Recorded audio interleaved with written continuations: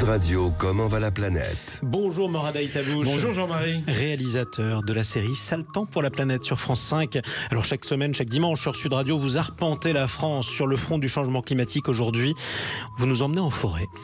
Exactement Jean-Marie. Parlons de l'état de santé de nos forêts qui souffrent. Il faut quand même le rappeler, c'est le poumon de la planète. Eh bien, je vous emmène dans les Alpes. On embarque ici dans la voiture de Didier Cornevin. Il travaille pour l'ONF, l'Office national des forêts. Ici, on est sur le massif du Grand Arc. C'est au-dessus d'Albertville, en Savoie, et nous sommes sur un des points chauds de la crise de scolyte. Le scolyte, c'est une petite bébête, un insecte qui peut dévorer un arbre comme l'épicéa en très peu de temps. Et avec la sécheresse, il se reproduit à une vitesse folle. Ça part dans tous les sens. On a vraiment des foyers un peu partout et on est confronté à une augmentation très forte des volumes de bois scolyté. Alors, la crise a commencé en 2019-2020 et depuis elle n'a cessé d'augmenter. Effectivement, cet été, c'est particulièrement intense. On est à 1500 mètres d'altitude et pour se rendre dans les parcelles les plus impactées, il faut évidemment un véhicule tout-terrain. Didier est au volant et il a un regard un peu périphérique. De droite, de gauche, les yeux vers le ciel et le sommet des arbres. En fait, à cette saison, tout ce qui devait mourir est mort. Là, c'est tellement énorme comme volume qui tombe d'un coup, qui meurt d'un coup, que oui, effectivement, c'est inquiétant. On s'arrête. Didier a repéré un endroit où il y aurait a priori ces fameux scolytes. On pourrait les surprendre en plein festin, mais il faut s'aventurer au milieu des ronces et des branches mortes. C'est plutôt physique la descente. La pente est raide. On approche alors d'une parcelle où il y aurait des arbres malades. Le forestier sait comment s'y prendre pour découvrir les troncs scolités. En gros, il y a deux façons de les voir. Les scolytes, quand ils sont encore dedans, c'est de taper dessus. Là, on entend les aiguilles qui tombent quand on tape dessus. Et ça, c'est un signe. C'est de regarder aussi s'il y a de la sueur marron de l'écorce qui tombe. Un arbre, puis un autre, les tests se poursuivent et finalement, Didier en trouve un. Le scolyte fait à peine 7 mm, mais je peux vous garantir qu'il fait de gros dégâts. En fait, il agit en bande organisée. Lui tout seul, il va pas du tout tuer un arbre. Par contre, il va essayer de repérer un arbre affaibli. Et dès qu'il trouve un arbre pas trop vaillant pour lutter contre lui, il va appeler ses petits camarades avec des substances chimiques, des phéromones.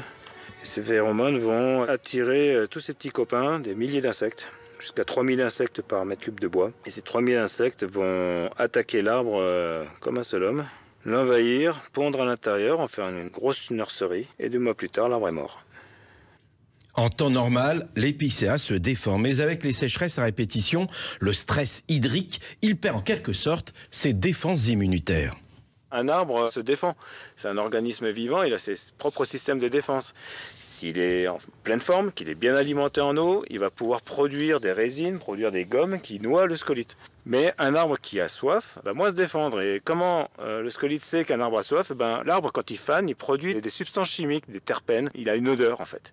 Et ce scolyte-là va être attiré par cette odeur. Le scolyte déploie alors son armée. Il est bigame. Les femelles vont pondre des œufs en remontant jusqu'à la cime de l'arbre. Et tous les millimètres, entre l'écorce et le bois, la femelle dépose une larve qui va dévorer les nutriments réservés normalement au développement de l'épicéa. Attaque impitoyable. Une fois qu'il a repéré son arbre qui sent un peu la mort, il va essayer de l'attaquer. Et s'il y parvient, c'est là qu'il appelle ses petits camarades. Et l'arbre, il n'a plus aucune chance à ce niveau-là. Il est déjà mort, il ne le sait pas encore, mais il est déjà mort. On remonte la pente. Pas facile, je peux vous le garantir, Jean-Marie. Il y a de la boue, ça glisse. Mais Didier me dit que cette petite sortie dans les bois n'est rien à côté des agents de l'ONF qui sont plus équipés que nous. Donc là, il faut s'imaginer avec le casque, les habits de sécurité, les bottes, la tronçonneuse, la hache, le merlin, le coin, les bidons d'essence et tout ça crapahuté comme ça toute la journée. Ça, c'est la vie de bûcherons. Des bûcherons qui n'avaient jamais vu autant d'attaques de scolytes que ces dernières années. Plus la température monte, plus la forêt souffre. Chaque espèce d'arbre a son propre scolyte. Là, ce qui nous concerne le plus, c'est le scolyte qui attaque l'épicéa, l'ellipse typographe, mais le sapin a aussi ses propres scolytes. Et ils vont tous profiter de la faiblesse d'un arbre suite à une sécheresse pour attaquer les arbres. Une fois l'arbre malade abattu, il faut encore le récupérer dans des endroits pas toujours faciles d'accès. Ensuite, il faut retirer toutes les branches. Heureusement, il existe des engins qui facilitent le travail.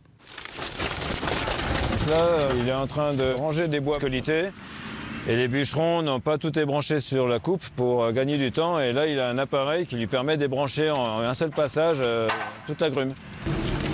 Tout va très vite et c'est beaucoup moins dangereux. Très compliqué manuellement d'aller dans les pentes, abattre un arbre, plus les brancher. C'est difficile, c'est dangereux et c'est long. Dans les Alpes, le massif du Jura, dans les Vosges, c'est un crève-cœur de voir la forêt d'épicéa dépérir si vite. La cause, on l'a bien compris, ce sont les canicules et le réchauffement planétaire en cours. C'est difficile à vivre quand on est forestier, qu'on aime son métier. J'étais au téléphone avec le technicien local ce matin, c'est compliqué pour lui, effectivement. Il doit gérer beaucoup de choses, gérer l'approvisionnement de la filière, évacuer les bois morts, trouver des acheteurs, trouver des bûcherons, trouver des débardeurs, trouver des transporteurs. C'est un travail immense, c'est un travail dans l'urgence et dans la crise. Et en plus, il y a sa forêt qui disparaît. Donc c'est quelque chose d'assez dur psychologiquement, c'est clair. C'est le même effet qu'une tempête, en fait.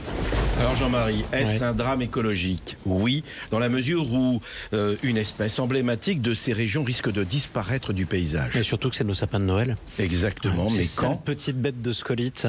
Quand? Oui, ça touche aussi le sapin, vous avez raison. Personne n'est capable de dire quand. Mais la forêt pourra évidemment se régénérer, se reconstruire. Elle l'a toujours fait.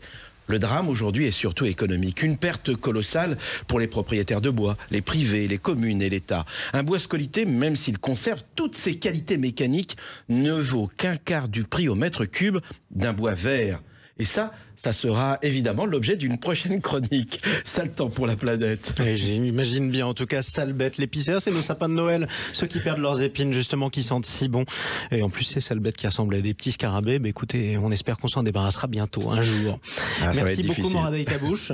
On vous retrouve dimanche prochain pour un nouveau numéro de Comment va la planète. Et puis sur France 5, c'est dans 2 semaines, lundi soir. Vous allez encore faire du sport sur les pentes de la Soufrière en Guadeloupe? Alors, pas du tout, mais on aura, je peux vous garantir, aussi des problématiques particulièrement difficiles à vivre pour les Guadeloupéens. J'imagine. Et des solutions. Mais ce sera des vraies, regardé belles solutions. sur France 5 dans 2 semaines, lundi soir. Merci beaucoup, Morad Aïtabouche, et à bientôt.